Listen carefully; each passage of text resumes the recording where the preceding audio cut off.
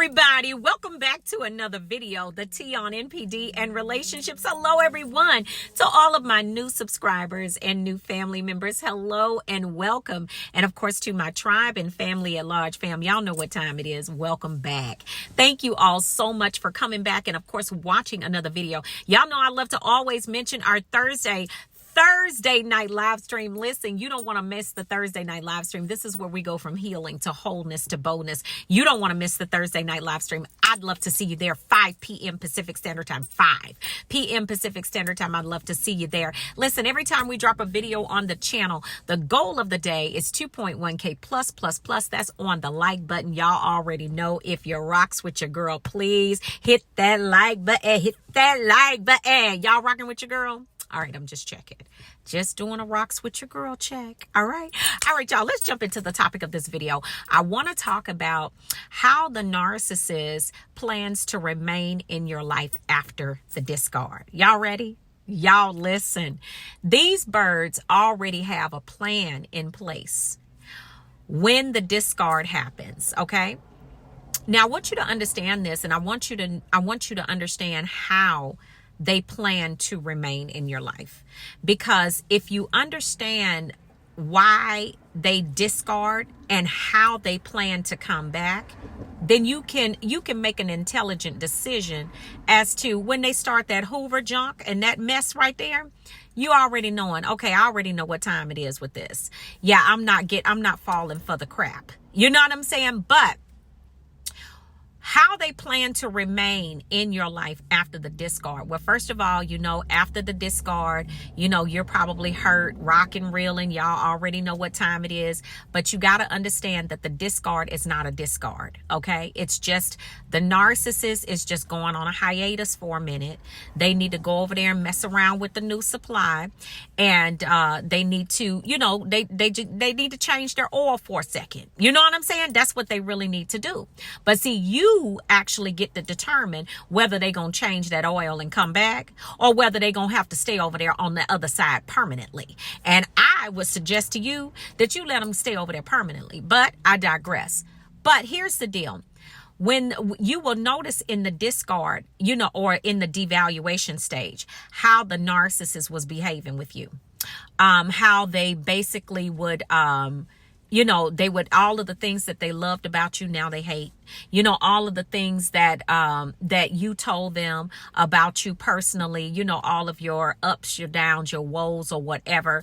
The narcissist was like, now they're pulling all of that stuff out and they're using it against you. Okay. You notice that in the devaluation stage. Now, what you don't understand is that's doing something to you mentally. Okay. It's doing something to you mentally because what you're thinking in your mind is like, how is this person that loved all of this stuff about me before now is hating all of this stuff? Now they're turning around and using everything I said to them about my past or whatever against me. And what you don't understand is the manipulation in that is that you want to, in your mind, you want to change the way that the narcissist views you. Okay. Y'all get it. If you get it, this is going to bless you. Okay. So in your mind, you're thinking that this person thinks horribly of you. They think that you're, they've treated you like trash. They've abused you. And so in your mind, you want to change how they view you. But it doesn't happen in that discard. And before in the devaluation stage. And before you know it, you've been discarded. But it's not that you've been discarded. You've just been shelved. Okay, you just been put up on the shelf for a minute so they can go do what they want to do and hopefully monkey branch back to you. It's very important that you understand that and understand that whole dynamic. Okay, because that is when you understand that is what they use to put their plan together as to how they're going to remain in your life after the said discard. Okay.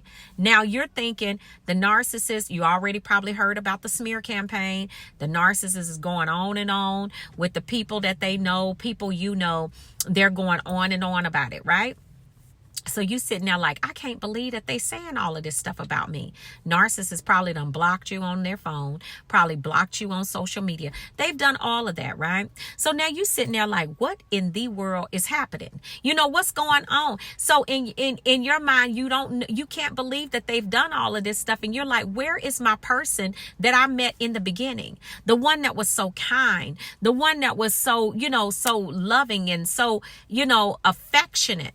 And you're trying to figure out, where did this person go? Yeah, well, that person never really existed. Yeah, they didn't exist. Not for real, for real. They didn't exist. So when you think about it, you're sitting there like, okay, now in their plan, in their mind, they're already thinking, I done talked.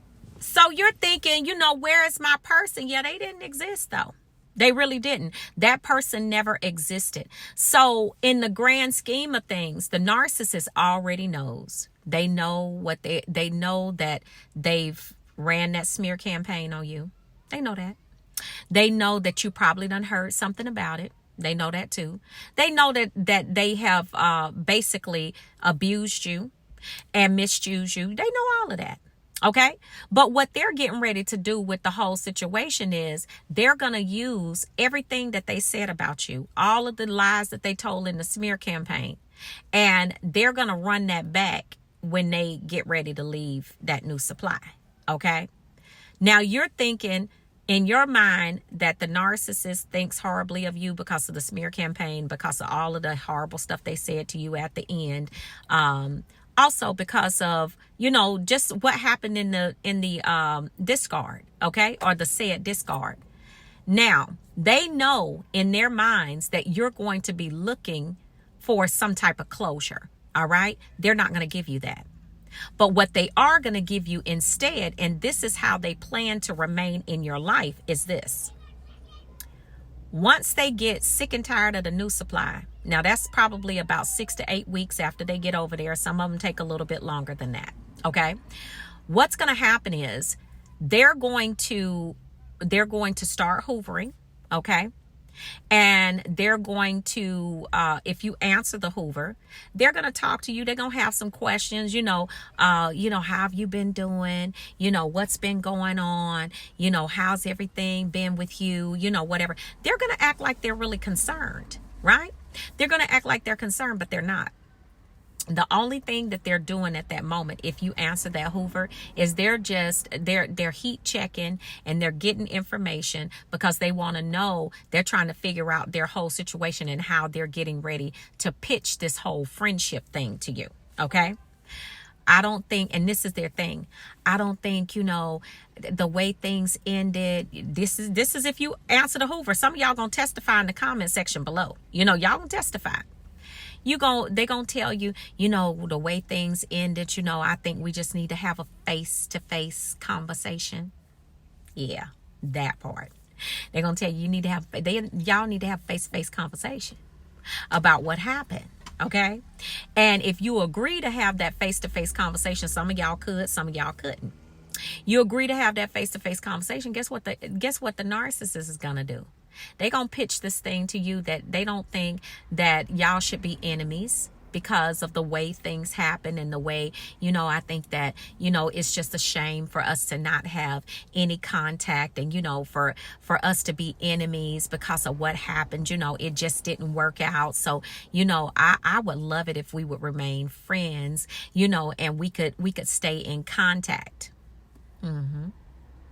Yeah, this is how they plan to remain in your life afterwards, right? If you answer that Hoover, some of y'all gonna testify in the comment section. This is what the narcissist said to y'all. This is after all the lies they told, after how they talked about you in that discard, after how they talked about you in the devalue and the discard, coupled with the no closure. Now, if you fall for this, what they're planning to do is they don't want to be friends with you.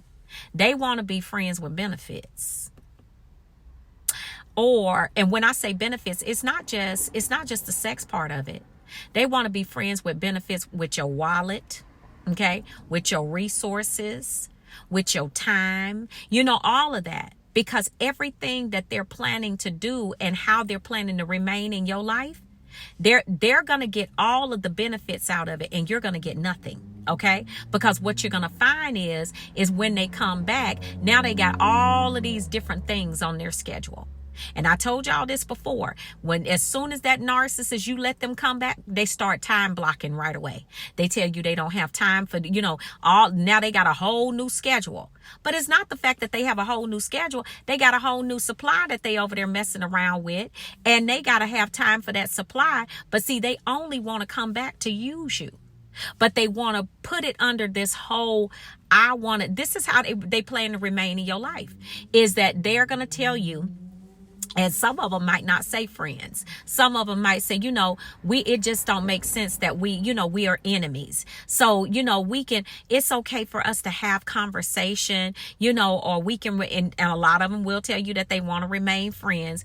And some of them will tell you, I just think that, let's just start over. Let's press the reset button. And see that recess button is a long pregnated recess button. Okay. Now what they're doing is they're future faking you, making you think that you're going to have some hope with them, and you're not. Okay. That's what they're doing.